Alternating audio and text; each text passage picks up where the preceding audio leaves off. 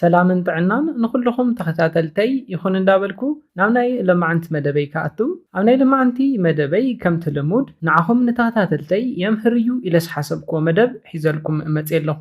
ናይ ለማዓንቲ መደበይ ዘልዕሎ ርኢኻ ዝፈትኻያ ወይ ድማ ንዘፍቀርካያ ጓል ኣንስተይቲ ቁፅሪ ስልካ ምስ ተቐበልካ እቲ ናይ ፈለማ ናይ ስልኪ ዕላልኩም ብሉፅን ሰሓብን ክትገብር ከም ትኽእል ክንርኢና። እስካብ ናይ መደበይ ፍጻመ ሓቢርኩም ንጽንሑ። ነዚ ቻነል ሓድሽቲ ዝኾንኩም ሰብስክራይብ ብምግባርን ነታ ናይ ደውል ምልክት ሓንቲ ሻዕ ብምንካን ዝተፈላለዩ ናይ ጾታዊ ርክብ፣ ናይ ጥዕና ከምኡውን ናይ ሓዳርን ናይ ፍቕርን ህይወት ኢንፎርሜሽን ትረኽብሉ ቻነል ስድራ ንኽትኮኑ ብኽብሪ ንሓትት። ቁፅሪ ስልኪ እንተተቐቢልካ ኩሉ ነገር ተወዲኡ ናትካ ኮይና ምባል ኣይኮነን። ቁፅሪ ስልካ እንተሂባትካ ምሳኻ ናይ ምዕላል ድሌት ኣለዋ ማለት እዩ። ካብ ሕዚ ጀሚርኩም ድማ ተቐራሪብኩም ከምኡውን ተመሪዕኩም ስድራ ናይ ምምስራት ዕድል ኣለኩም። ክንዲዚ ድማ ገና ኣብ ናይ ፈለማ ዕላልኩም እትርክብኩም ክቋረፅ ዝኽእለሉ ዕድል እውን ከም ዘሎ ክትፈልጡ ኣለኩም። ነዞም ክልተ ውፅኢታት ግና እጃምካ ተውፊ ንስኻ ባዕልኻ ኢኻ። ደቂ ተባዕትዮ ንርክብና ኣፀቢቕና ምቅርራብና ክነጠናኽሮ ከም ንኽእል ሰባቢርና እውን ነትርፈሉ ዓቕሚ እውን ኣለና እዩ። ናትና ድሌት ተሳኺዑልካ ፍቕርኩም ናይ ሮሚዮን ጁልየትን ክኸውን እዩ።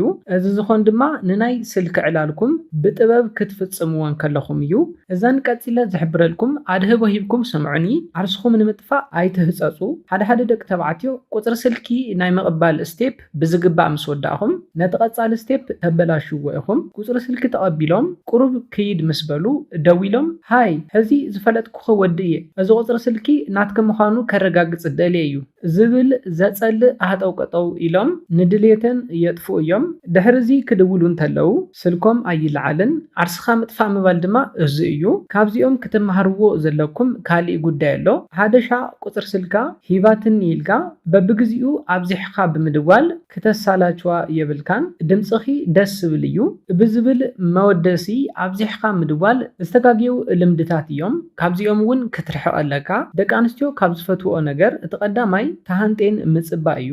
ከምዘይ ምዕዳል ኮይኑ ግና ንሕና ደቂ ተባዕትዮ ንሃፅፂና ቁፅሪ ስልኪ ክንቅበል እንተለና ንእዳውና ይበልዐና እዩ። ደውለላ ዝብል ስምዒት ሓኒቑ ይሕዘና እዩ። ቁፅሪ ስልኪ ተቐቢልና 24 ሰዓት እውን ክንፀንሕ ኣይንኽእልን። ደዊልና እቲ ደቂ ኣንስትዮ ተሃንጤን ናይ መፅናሕ ድሌተን እውን ነኳልፈን ኢና። ነዚ እዩ ድማ እዚ ደውለላ ዝብል ናይ ምድፍፋእ ስምዒት ተፃዊሮም ዝፀንሑ ደቂ ተባዕትዮ ውፅኢት ዘለዎም ዝኾኑ። ስለዝኾነ ቁፅሪ ስልክካ ምስ ሃበትካ ተሃንጥያ ትፅበየሉ 1-2 መዓልቲ ሃባ። ሕዚ ድማ ደዊልካ እንታይ ክትብላ ከም ዘለካ ክንርኢ። ንምድዋል ጥራሕ ዘይኮነስ ደዊልካ ንተዕልላ ነገር እውን ምጥንቃቕ የድልዮ እዩ።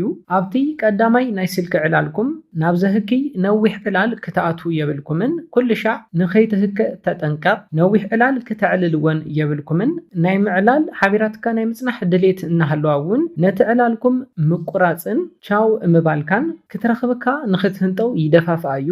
ሒዝካ ዘይትለቅቕ ዘረባ ጀሚርካ ዘይትውድእ እንተኮይንካ ግና ስልክኻ ንምልዓል ይኹን ብኣካል ንምርካብ ድሌት ይህልዋን። እዚ ቀሊልን ፍሉጥን እዩ። ስለዝኾነ ኣብቲ ቀዳማይ ናይ ስልኪ ዕላልኩም ክትገብሮ ዘለካ መዓዝን ኣበይን ከም ተረኸብኩም ብፍሉጥ ቋንቋ ንዓርስኻ ምልላይ እዩ።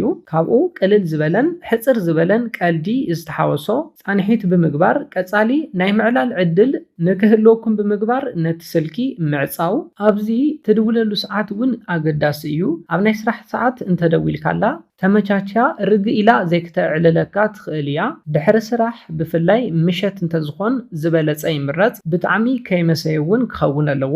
ኣብዚ ግዜ ርግ ኢላ ክትዕልለካ ትኽእል እያ። ብፍላይ ልስልስ ዝበሉ ስምዒት ዝነኽኡ ቃላት ብምጥቃምን ነቲ ዕላልኩም ካብ ግዜ ናብ ግዜ ናብ ፍቕሪ ንምቕያርን ብሉፅ ዕድል ዝፈጥረልካ እዩ። ኣብዚ ክትርስዖ ዘይብልካ ነገር እንተሃልዩ ተፃዋታይ ምዃን ወይ ድማ ቀልዲ ዝፈልጥ ምዃን እዩ። እዚ ንደቂ ኣንስትዮ ንምስሓብ ብጣዕሚ ኣገዳሲ ከም ዝኾነ ክትፈልጥ ኣለካ። ደቂ ኣንስትዮ ዘስሕቐን ዘጫውተን ወዲ ብጣዕሚ ይፈትዋ እየን። ንምንታይ እዩ እንተኢልካ ምስሓቕ ስለ ዝፈትዋን ስለ ዝደልያን እዩ። ንኽተስሕቐን ግድን ኮሜድያን ክትኾን ትፅቢተ ይግበረልካን። ፀወታ ምፍላጥን ንፀወታ ቅልል ዝበለ ጠባይ መሓዝን እኹል እዩ። እቲ ካሊእ ድማ መርገፂ ዘለዎ ወዲ ኹን።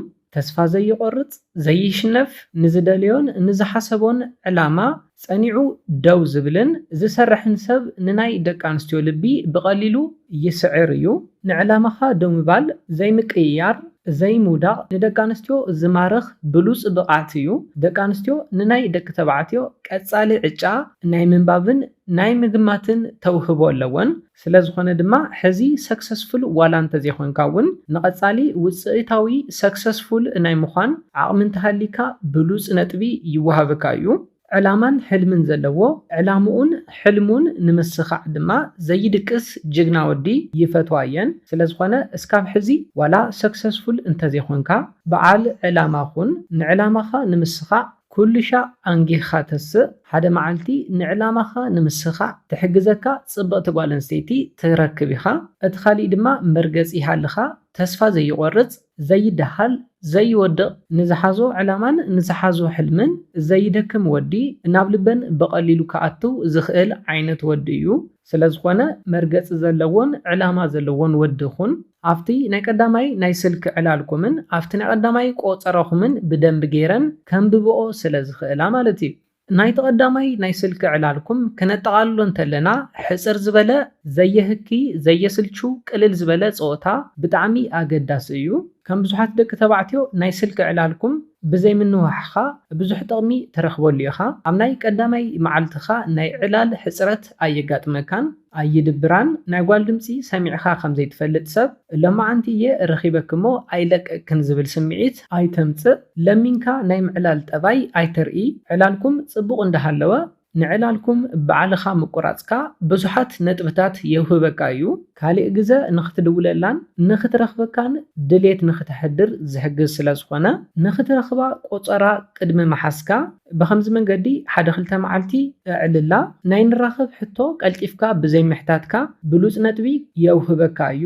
ብተወሳኺ ድማ መዓዝ እዩ ንራኸብ ዝብለኒ ዝብል ሕቶ ኣብ ርእሳ ይለዓል እዩ። ደቂ ኣንስትዮ ድማ ከምቲ ቅድም ኢለ ዝሓበርኩልኩም ዘህንጥወን ነገር ይደልያ እየን። ቅድሚ ምርኻብኩም ግና ሓደ ሓሳብ ክነግረካ ብስልኪ ይኹን ብቴክስት ብዙሕ ከይተዕልላ። ብስልኪ ወይ ድማ ብቴክስት ነቲ ፆታ እንተወዲእኻዮ ናይ ምርኻብ ድሌት ዘይክህልዋ ስለ ዝኽእል እዩ። ፍትዋት ተኸታተልተይ ንሎማዓንቲ ሒዘልኩም ዝነበርኩ መደብ ነዚ ይመስል ነይሩ። ካብ ናይ ሎማዓንቲ መደበይ ዝኾነ ሓድሽ ነገር ከም ዝሓስኩም ተስፋ ይገብር። ነዚ ቻነል ሓድሽ ዝኾንኩም ሰብስክራይብ ብምግባርን ነታ ናይ ደውል ምልክት ሓንቲ ሻዕ ብምንካን ክተተባብዑናን ስድራ ክትኮኑናን ብኽብሪ ንሓትት። መደብና ናብ ብዙሓት በፂሑ ተምህርቲ ንኽወስድሉ ላይክ ሼር ምግባርኩም ኣይትረስዑ። ሓሳብ ሪቶኹም ብኮሜንት ተብፅሑና። ብኻሊእ መደብ ብኻሊእ ሓሳብ እስካብ ንራኸብ ሰላምን ጥዕናን ንኹላትና ይቕኒየለይ።